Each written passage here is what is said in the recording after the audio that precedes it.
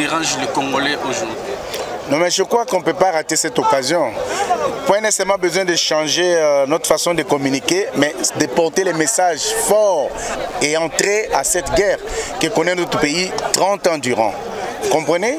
Donc tous ceux qui sont ici, je crois que le mot d'ordre a été donné par le chef de l'État, relayé aujourd'hui par Madame la ministre des Affaires sociales.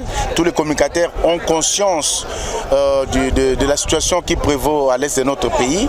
Et notre façon aussi de nous tenir debout, c'est de soutenir nos FARDC, nos vaillants Ouazalendo, et soutenir les chefs de l'État pour que tous les Congolais, de partout où ils sont, de toutes les souches, soient informés de la situation pour qu'ils se tiennent debout. Parce qu'il est question aujourd'hui d'être vigilant, de savoir qui est à côté de nous, qui est le nouveau venu dans notre quartier, dans notre commune, dans nos milieux.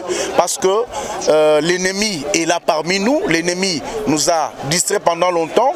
Et le travail des communicateurs que nous sommes, c'est de vulgariser, de conscientiser, d'amener à l'éveil tous les Congolais pour qu'ils prennent conscience de l'ampleur de la situation qui prévaut dans notre pays. Et surtout d'être derrière les chefs de l'État qui, jour pour jour, est debout. Il n'a pas choisi de trahir le pays comme l'ont fait les autres. Parce que vous savez qu'il y a l'accord du 23 mars 2009 avec le CNDP où le régime passé à céder laisse la RDC. Mais le chef de l'État, ayant compris, il a dit non, je choisis le Congo et les Congolais.